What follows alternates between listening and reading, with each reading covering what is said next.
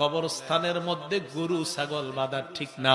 কেন ঠিক না? কবরে যদি আযাব হয়, গরু ছাগল লাফালাফি করা শুরু করে দেয়। এই জন্য কবর বা গরুস্থানের আশেপাশে গরু ছাগল বাঁধা ঠিক না, কারণ তাদের কষ্টগুলা তারাও কষ্ট পায়। আল্লাহর নবী এই কথাগুলা কেন বললেন? এক বর্ণনায় আসছে, কবর আমাকে আপনাকে ডাক দিয়ে বলে, আনা বাইতুল গুরবা, আমি অপরিচিত ঘর, আমার কাছে আসার আগে চিন্তা ভাবনা করে আসবা। কবর দুই নাম্বার বলে, আনা বাইতুল ওয়াহদা, আমি একাকিত্বের ঘর, আমার কাছে আসার আগে চিন্তা করে আসবা, তোমার একা থাকা লাগবে। তিন নাম্বার কবর বলে, আনা বাইতুদ্দুদ, আমি পোকামাকড়ের ঘর, আমার আগে চিন্তা করে আসবা, তুমি এই পোকামাকড়ের খাওয়ান হইতে পারবা কিনা। চার নাম্বার কবর বলে, আনা বাইতুত তুরাব, আমি মাটির ঘর, আমার কাছে আসার আগে চিন্তা ভাবনা করে আসবা। এই জন্য নবী কবরের সামনে বসে বললেন, এ সাহাবাদের দল, কবরের আযাব থেকে তোমরা পানাহ চাও, তাহলে বলেন কবরে সবার যাওয়া লাগবে কি লাগবে না? আসেন এবার আগের আলোচনায়, জান্নাত মরণের আগে না পরে? মরণের পরে। এবার কিয়ামতের মাঠে গেলাম আমরা সবাই। কিয়ামতের মাঠে যাওয়ার পর আমাদের গ্রুপ হবে দুইটা। সবাই বলেন কয়টা? সূরা হুদ আয়াত নাম্বার 105-107 আল্লাহ বলেন, ফামিনহুম শাকিয়্যুন ওয়া মিনহুম সাঈদ, একটা দল হবে হতভাগা আর একটা দল হবে সৌভাগ্যবান। আল্লাহ বলেন, ফাআম্মাল্লাযীনা শাকু ফাফিন্নার, যারা সৌভাগ্যবান, যারা হতভাগা, তাদের ঠিকানা হলো জাহান্নাম। ওয়া আম্মাল্লাযীনা সুঈদু ফাফিল জান্নাহ, আল্লাহ বলেন, আর যারা সৌভাগ্যবান, আমি আল্লাহ তাদেরকে মেহমান খানা হিসাবে জান্নাতের ঘোষণা করলাম। এবার আপনারা বলেন, হতভাগা হব আমরা নাকি সৌভাগ্যবান? সবাই বলেন হতভাগা না সৌভাগ্যবান? সৌভাগ্যবান আবার যারা, তাদের গুণ হবে দুইটা। জোরে বলেন কয়টা? সূরা কাহাফ আয়াত নাম্বার 107 আল্লাহ বলেন, ইন্নাল্লাযীনা আমানু, এক নাম্বার যারা ঈমান আনবে, দুই নাম্বার ওয়া আমিলুস সলিহাত, যারা নেক কাজ করবে। আল্লাহ বলেন, কানাত লাহুম জান্নাতুল ফিরদাউসি নুজুলা, আমি আল্লাহ মেহমানখানা হিসাবে তাদেরকে জান্নাতুল ফেরদাউস দেওয়ার ঘোষণা করলাম। তাহলে আবার আসেন, জান্নাত মরণের আগে না পরে? সবাই বলেন। মরণের পরে কিয়ামতের মাঠে গ্রুপ হবে দুইটা, একটা হতভাগা আর একটা সৌভাগ্যবান। সৌভাগ্যবান কারা? আল্লাহ বলেন, দুই গুণওয়ালা হবে যারা। দুই গুণ কোনটা? এক নাম্বার ঈমান, দুই নাম্বার নেক কাজ। জোরে বলেন এক নাম্বার, আরো জোরে বলেন এক নাম্বার। ঈমান আবার কেমন ঈমান? আল্লাহ সূরা বাকারার 13 নাম্বার আয়াতে বলেন, আমিনু কামা আমানান নাস, ঈমান আনো যেমন মানুষ ঈমান আনছে, ঈমান আনো যেমন লোকেরা ঈমান আনছে। এই লোকেরার কয়েকটা ব্যাখ্যা। এক নাম্বার, ঈমান আনো যেমন নবীর সাহাবারা ঈমান আনছে, সুবহানাল্লাহ। দুই নাম্বার, ঈমান আনো যেমন বিভিন্ন কাফেরের বিবিরা ঈমান আনছে। ফেরাউনের বিবির ঈমানের দিকে তাকাও। ঈমান আনো যেমন আব্দুল্লাহ বিন তামের নামক একজন ঈমানদার, তার দাওয়াতে 12,000 মানুষ ঈমান আনছে, কোন বর্ণনায় আরো কম বেশি। আল্লাহ বলেন, ঈমান আনো তাদের মতো ঈমান। এক নাম্বার আয়াতের ব্যাখ্যা, ঈমান আনো সাহাবাদের মতো ঈমান। এই আয়াতে আল্লাহ সাহাবাদের ঈমানকে সত্যের মাপকাঠি বানাইলেন। আল্লাহ বলেন, ঈমান আনো সাহাবাদের মতো ঈমান। আল্লাহ নবীর একজন সাহাবা হযরতে আম্মার রাদিয়াল্লাহু তাআলা আনহু, জোরে বলেন সাহাবার কি নাম? আম্মার। এই আম্মারের মায়ের নাম হলো হযরতে সুমাইয়া রাদিয়াল্লাহু তাআলা আনহা। সুমাইয়াও ঈমান আনছে, আম্মার ঈমান আনছে। মা এবং সন্তান এক রাস্তা দিয়ে যায়, আবু জাহেল বদমাশ তাদেরকে দেখছে।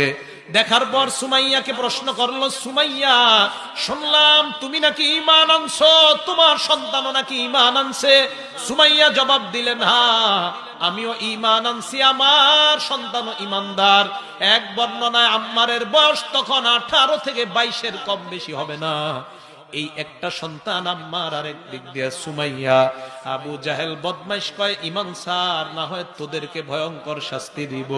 সুমাইয়া কয়, অসম্ভব, এমন এক আল্লাহর উপর ইমান আনলাম, সব ছাড়তে রাজি আছি, আল্লাহর উপর বিশ্বাস ছাড়তে রাজি নাই। এই কথা বলার পর আবু জাহেল বদমাইশ দুইটা খুঁটি আনছে। এই খুঁটিগুলো আনার পর একটা খুঁটিতে সুমাইয়াকে বাঁধছে, আর একটা খুঁটির মধ্যে হযরতে আম্মারকে বাঁধছে। বাঁধার পর আবু জাহেল কয়, আম্মার, ইমান ছাড়বি নাকি ভয়ঙ্কর কিছু দেখবি? এই কথা বলার পর আম্মার কয়, কি দেখাইবা? আবু জাহেল কয়, আতাত্রুকুল ঈমান আম নাখলাউ সাওবা উম্মিক, ইমান ছাড়বি নাকি তোর সামনে তোর মায়ের কাপড়টা খুলে উলঙ্গ করব? চিল্লায়া বলেন নাউজুবিল্লাহ। আমরা এখানে মাহফিলে আসি একটা উদ্দেশ্য আছে। সন্তান আম্মার নিচের দিকে তাকায় আছে। সুমাইয়া ডাক দিয়ে কয়, আম্মার, মা ওয়ালাদতু ওয়ালাদান ইয়াত্রুকুল ঈমানা আমামা কাফির, আমি এমন সন্তান জন্ম দেই নাই যেই সন্তান কোন বেঈমানের কথায় ঈমান ছেড়ে দিতে পারে। এ আম্মার, আমার যা হবার হবে, সাবধান, তুই কখনো বেঈমানের সামনে ঈমান ছাড়বি না। আবু জাহেল কয়, ঈমান ছাড়বি কিনা আম্মার? এক পর্যায়ে সুমাইয়ার শরীর থেকে কাপড়টা খুলে উলঙ্গ করে ফেলছে সন্তানের সামনে। পলিটিক্যালি এরকম মসজিদ আছে, বিবাহের মজলিসও আছে। মানিকগঞ্জের মুসলমান, মানিকগঞ্জ না, ওয়াজের মজলিস, এত সহজে ঈমান পেয়ে গেছি আমরা। গানের মজলিস কি এক? চিন্তা করেন, সন্তান এক খুঁটিতে আর এক খুঁটিতে মা। মজলিসের বসা, গানের মজলিস। সুমাইয়ার কাপড় খোলার পর আম্মার মাথাটা নিচের দিকে দিয়ে রাখছে। ইতিমধ্যে আবু জাহেল বদমাইশটা কয়, আম্মারের মাথাটা উপরে উঠায় ধর, মায়ের দিকে তাকাইতে পারে। আল চাষ করার নিয়ম আছে, দোকানদারি। আম্মার মনে মনে কয়, হারে, মাটিটা যদি ফাঁকা হয়ে যেত, এখন মাটির নিচে চলে যাওয়া ভালো ছিল এই দৃশ্য দেখার আগে। পাস দিয়ে পাস করতে মনে চায়। এক পর্যায়ে আবু জাহেল কয়, ঈমান ছাড়বে কিনা? সুমাইয়া ওই পজিশন থেকে ডাক দিয়া কয়, আম্মা, যা হবার হবে, সাবধান, কখনো ঈমান ছাড়বি না। এক পর্যায়ে আবু জাহেল কয়েকটা বর্ষা আনছে। বর্ষা আনার পর যারা শুনবেন তাদের নিয়ত, সুমাইয়া মাটির মধ্যে পড়া। এই বদমাশটা গিয়া সুমাইয়ার লজ্জাস্থানের মধ্যে বর্ষা দিয়ে আঘাত করা শুরু করছে। এমন রক্ত বের হয়ে রাস্তাটা রঞ্জিত হয়ে যায়। আরেকদিকে রাখলে সুমাইয়া শহীদ হবে অবস্থা। ওই মুহূর্তে সন্তান আম্মারকে ডাক দেয়া কয়, আম্মা, আমি মনে হয় শাহাদাতের পানি পান করতে যাইতেছি, সাবধান আমার সন্তান, আমি দুনিয়া থেকে বিদায় নিয়ে যাইতেছি সম্ভবত, কিন্তু তুমি কখনো বেঈমানের কথা ঈমান ছাড়বা না। এ মুসলমান, আমি আপনাদেরকে বলতে চাই, চারদিক থেকে আমার আপনার ঈমান নেওয়ার জন্য বহুত ষড়যন্ত্র হচ্ছে। চলে বলে কৌশলে নেক্সুরতেও ষড়যন্ত্র হচ্ছে। মানুষ এটাকে সেটা বুঝাইয়া আল্লাহর মোকাবেলায় মানুষ শিরিকি কর্মকাণ্ড দাঁড় করাইয়া আমার আপনার ঈমান হরণ করতে চায়। আমরা আলেমদেরকে সাক্ষী রেখে বলবো, আলেমদের নেতৃত্বে আমরা থাকবো, তাদের থেকে আমরা পিছপা হব না। তারা যা বলবে শুনবো, প্রয়োজনে তাদের সাথে আমরা যে কোনো ইসলামের আন্দোলনে যোগ দিব, তবু আমরা ঈমান ছেড়ে দিব না। রাজি আছি সবাই ইনশাআল্লাহ? আল্লাহ বলেন, আমিনু কামা আমানান নাস, ঈমান আনো। এই যে সুমাইয়া আর আম্মারের ঈমানের দিকে তাকাও। আল্লাহর নবীর সাহাবা হযরত সাদ ইবনে আবি ওয়াক্কাস রাদিয়াল্লাহু তাআলা আন যুদ্ধের ময়দান থেকে রওনা করার পর যাইতে যাইতে সন্ধ্যা হয়ে যায়। রাতের বেলা কোথায় থাকবে?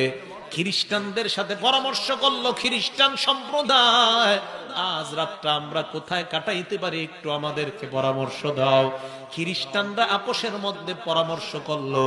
একজন আরেকজনকে কয়, মুসলমানদেরকে ইদানিং আর সাইজ করতে আমরা পারি না, একটা চান্স পাইলাম, মুসলমানদেরকে চলো আজকে আফ্রিকার জঙ্গলের খাদ্য বানা দেই। এদেরকে পরামর্শ দিব, সামনে সুন্দর একটা ফুলের বাগান, ওই বাগানের মধ্যে গিয়ে তোমরা রাতটা কাটাও। খ্রিস্টানরা আসছে, আসার পর কয় মুসলমান সামনে সুন্দর একটা বাগান আছে, ওই বাগানের মধ্যে গিয়ে রাতটা তোমরা আরামে কাটাইতে পারবা। সাদ ইবনে আবি ওয়াক্কাস সাহাবাদেরকে নিয়ে বাগানে ঢুকলেন। হঠাৎ সামনে যাইতে যাইতে এক পর্যায়ে সন্ধ্যাও ঘনিয়ে আসছে, পিছনে ফিরে আসার আর কোনো উপায় নাই। চারপাশে তাকায় দেখে বাঘ ভাল্লুক দেখা যায়, বাঘ দেখা যায়, হিংস্র প্রাণীগুলা দেখা যায়। এক সাহাবা দুই সাহাবা কানে করতে করতে আমির